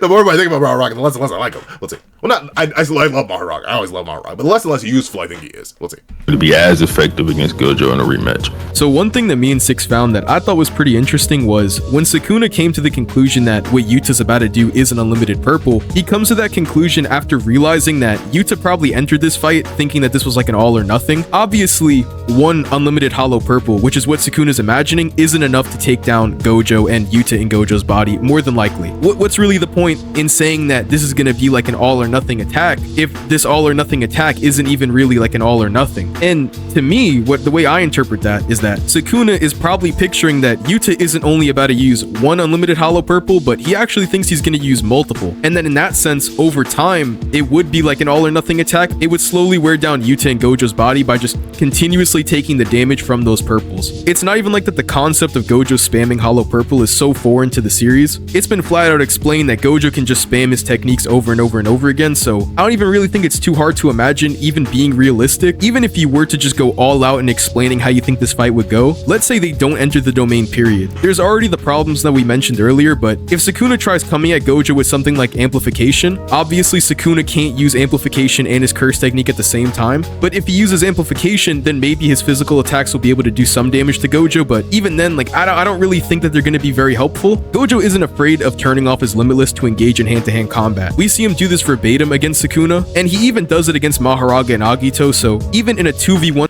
Well, he doesn't turn it off against Maharaga and Agito. He never turns off Infinity against them. He just fights them because they turn off Infinity. But, and this is the thing, I agree. I don't think Gojo should have made clash. Because ultimately, the way I give Gojo a win, and I think I've mentioned this before, but the way I give Gojo a win, he never domain clashes, and he just chips away at Sukuna. The battle would take forever. The battle, it's kind of like how I always describe Hakari fights against anyone who doesn't do soul damage. The battle would take eons, but Gojo would win because he's just more efficient. He literally has to never, ever clash with Sukuna, because then he puts himself on the timer. But Gojo sticking away from Sukuna and just purple, purple, purple, purple, red, blue, purple, purple, just annoying Sukuna. That's how he does it. He has to dodge the occasional world slashes that'll come after him, because Sukuna's gonna get annoyed, and Sukuna will probably world slash eventually, or domain eventually. But then Gojo just leaves. Gojo has to just run forever, and pepper him. He has to turn into the most annoying zoning character you've ever fought. He needs to turn into...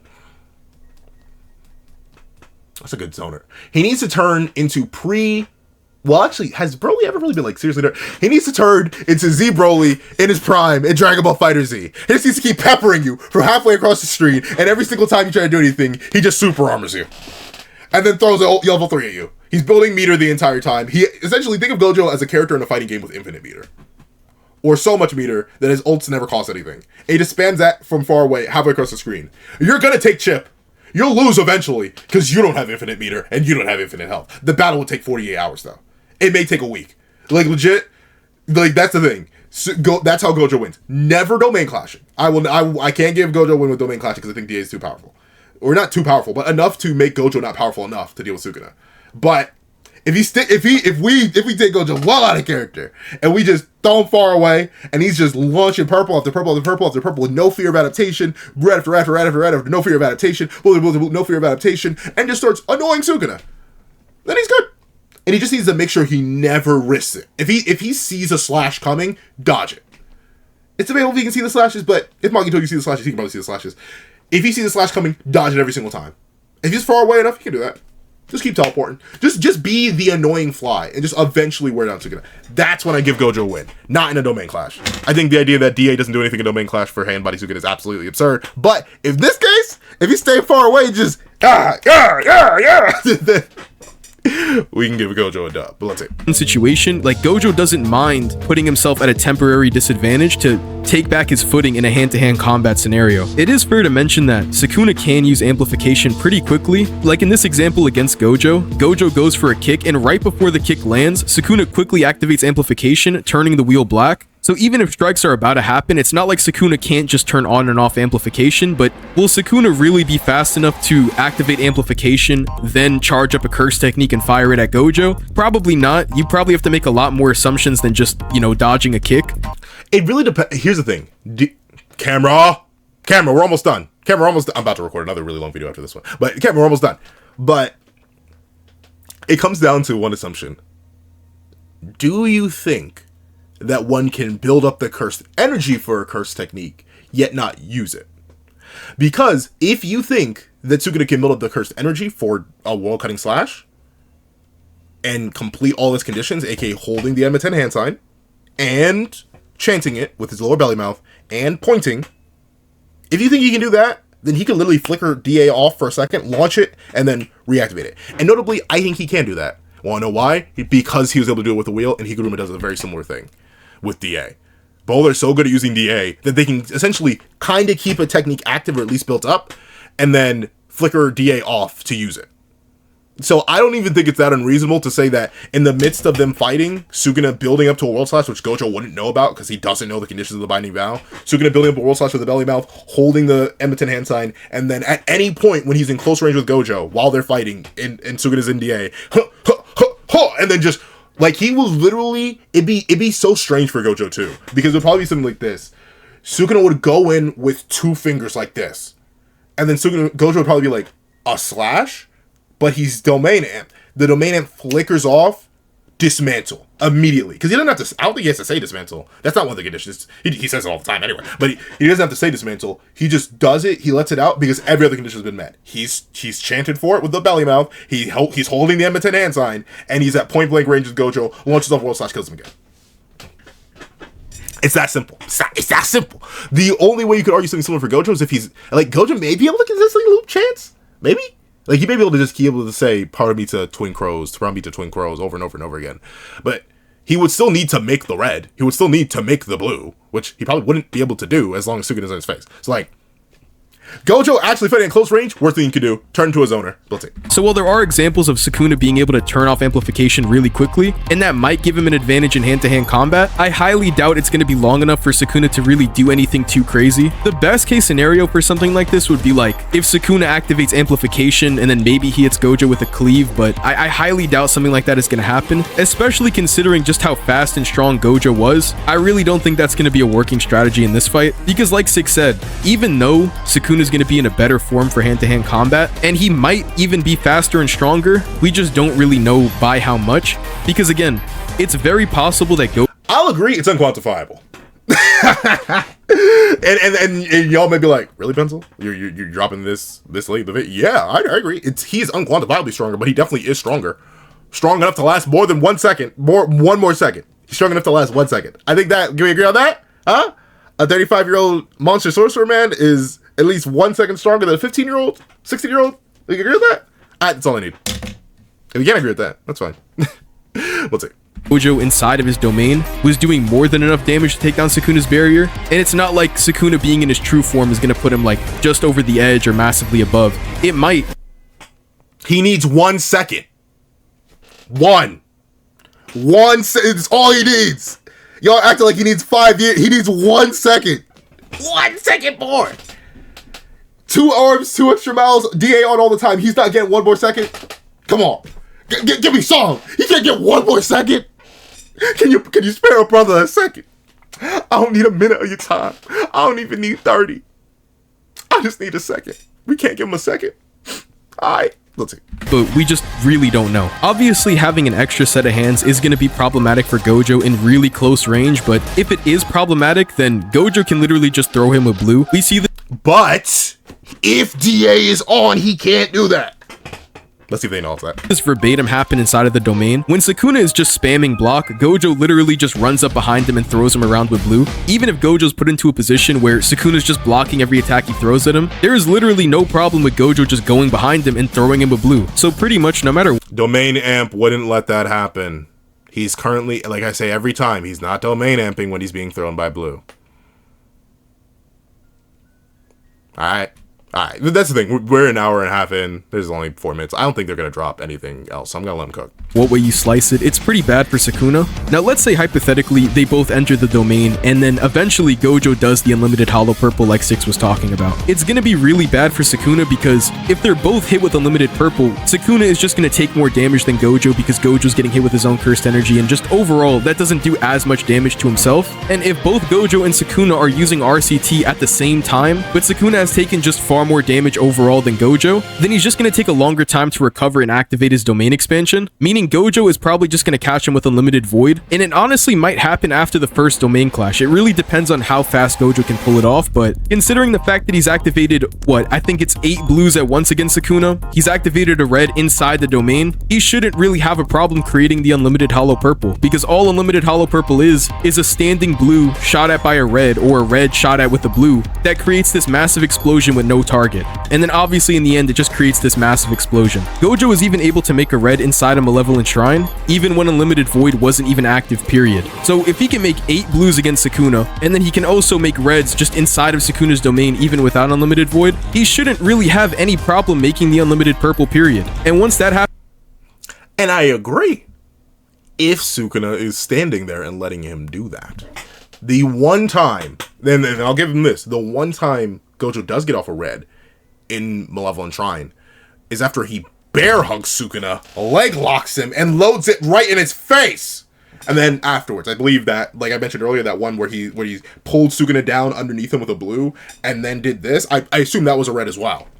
But like, he still needed time to charge that up, both in conditions where he had to use another curse technique. He had to use blue to lead into red. He had to use blue to lead into another red. If Sukuna is DA'd the entire time, he cannot use blue on Sukuna. He can use blue on himself, though. So, like, maybe if he blues away and then reds and then launches up, like, that's the thing, though. Sukuna could literally take that time, assuming he's either chanting the entire time or the second Gojo goes to immediately try and launch out and destroy the red, like he does with, in this instant right here, which he does with a much weaker crush technique. Sorry to say this, I think a full output dismantle is probably stronger than a piercing water, shock horror. I think that could either destroy the red or the blue that are being set up. Because remember, Sukuna can do those without motion, and they aren't immune to Sukuna's technique. But also, you could just World Slash. In the same second that Gojo goes to chant. Because notably, even for Unlimited Hollow, he has to chant.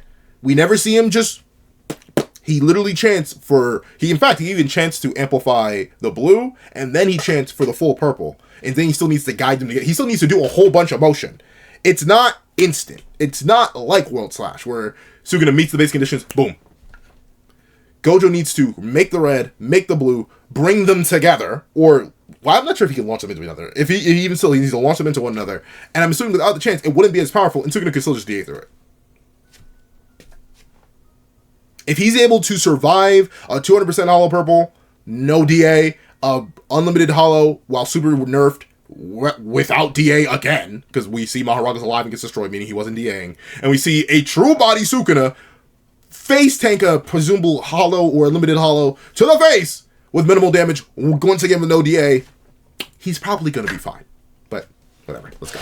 Sukuna's going to be hit with way more damage than Gojo is, just because his cursed energy is way more potent to Sukuna than himself. It's going to take Sukuna a longer time to recover, and then at that point, he's fried. Just to retouch on something that Six said earlier, when Sukuna talks about him not having Maharaga and him not having the 10 Shadows, he's not just saying that he doesn't have just Maharaga. The entire 10 Shadows is currently offline after Maharaga was destroyed. So it's not like he's just losing Maharaga and there's all these other Shikigami that can come after Gojo. He literally just doesn't have the 10 Shadows, period. One thing I guess we could bring up is the fact... Okay, I think every time Six starts to speak, it does sound very rough, but it mellows out after a second. I think Gojo does say Sukuna, quote-unquote, was not giving it his all. I think it's important to understand what Gojo meant by this, because not giving it your all can mean a couple of things. It can mean Sukuna was maybe pulling his punches. We already went over earlier how Sukuna wasn't using domain amplification inside of the domain clashes. because he had Maharaga there and he was waiting for Maharaga to adapt. So if Sukuna is using domain amplification inside the domain, obviously that would help mitigate the damage that Gojo is doing with his curse techniques, his blue enhanced punches, or the reds he's shooting at him. And we know it does minimize red, even though it's not specifically a curse technique. You know, it's a curse technique reversal, whatever. And Maharaga is specifically making the fight easier for Sukuna, as Sukuna says to Gojo. The Gojo's like, I didn't know you were fighting as hard as this. And Sukuna's like, well, I'm not fighting as hard as you. Literally just saying, hey, Maharaga is making it to where I don't have to fight. But I mean, I'll admit there are multiple ways to interpret not giving it his all, but like, unless you're stretching it, it's because Sukuna didn't go all out. Unless you're stretching it, because Sukuna wasn't trying to kill him at first, right? Like, if I am in any other context, if I'm telling someone I'm not going all out, or someone assumes, so once again, this is a Gojo assumption. Who knows? Maybe Sukuna was going all out. I don't think so, but maybe he was. If I hear someone say that, oh, I wasn't going all out against them, and I wasn't, I'd probably be like, yeah. I wasn't using full force. I wasn't going full out. I wasn't trying to kill him. Or wasn't trying to beat him, or whatever the context is. Like and people, I've heard it, and I've heard it said about me too. Like, where people have, I've heard people say, yeah, you know, I wasn't really going out against Spencer. And I've lost before. So, like, I assume that typically means holding back. But for this context, we can stretch it to the idea that he wasn't going all out in the sense that he wasn't in his true form. That's a thing. He was holding that back. So I'll give that interpretation. The idea that Maharaga was making the battle easier, when it's literally the opposite. When Maharaga made Sukuna take way more damage than he had to because he couldn't use DA to turn off any of that damage, that seems backwards. That seems like a weird interpretation of that statement, if anything.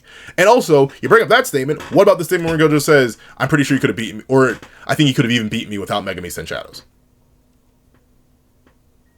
There's that statement too. But let's say, they're probably going to address that though. We have time. You know, that hard. It also could be in reference to Sukuna holding back his true form, or not using his true form, but Gojo shouldn't know that he's able to do that.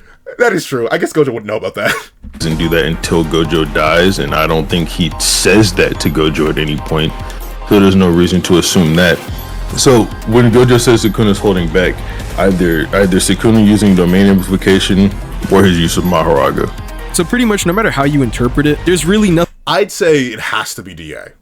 I'd have to say it's a DA because there's no way it's Maharaga. Because like, Maharaga actively made the battle more risky and more difficult.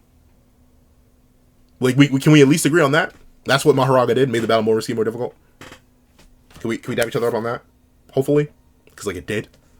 He had to expose himself to limited void more. He had to get hit more. If he had to take more damage, all because of Maharaga. Like, if he wasn't using Maharaga, he wouldn't have to take any of the damage. I don't know. Let's see.